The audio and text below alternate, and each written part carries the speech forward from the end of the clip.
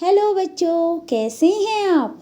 आशा है सभी स्वस्थ और मस्त होंगे। आनंदम पाठचर्या की कक्षा में आप सभी का स्वागत है। आज की कहानी है बबलू का मोबाइल।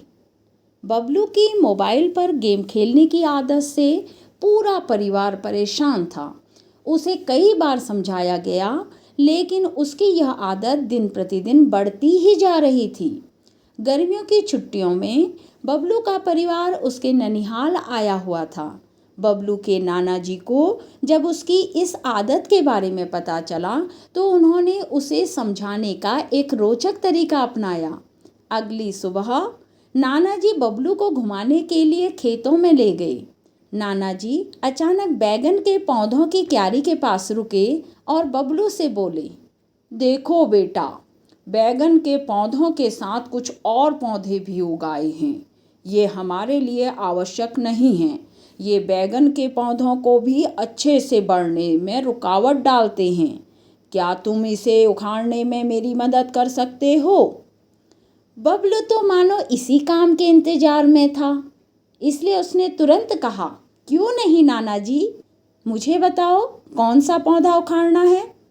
नाना जी ने एक छोटे से पौधे की ओर तुरंत इशारा किया। बबलू ने उसे आसानी से उखाड़ दिया। अब नाना जी ने एक दूसरे पौधे की ओर इशारा किया जो पहले वाले से बड़ा था। बबलू ने उस पौधे के तने को पकड़ा और पूरी ताकत से खींचने लगा, लेकिन वह पौधा नहीं उखड़ा। जब बहुत प्रयास करने के बाद भी वह नहीं उखड़ा तो बबलू बोला, नाना जी यह तो बहुत मजबूत है, लगता है इसकी जड़ें काफ़ी गहराई तक हैं।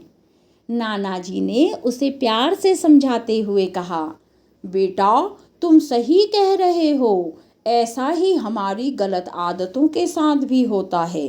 वे जैसे जैसे पुरानी और गहरी होती जाती हैं, उन्हें छोड़ना मुश्किल हो जाता है। यह सुनकर बबलू मन ही मन अपनी आदत को लेकर सोचने लगा। हमें कैसे पता चले कि हमारी कौन सी आदतें हमारे लिए ठीक हैं और कौन सी आदतें ठीक नहीं हैं?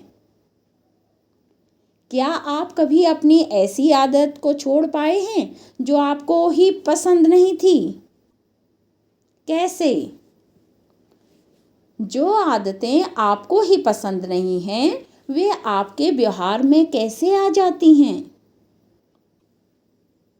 सोचिए और बताइए। और साथ ही आपको यह कहानी कैसी लगी? कल फिर नई कहानी लेकर मैं आपसे मिलती हूँ।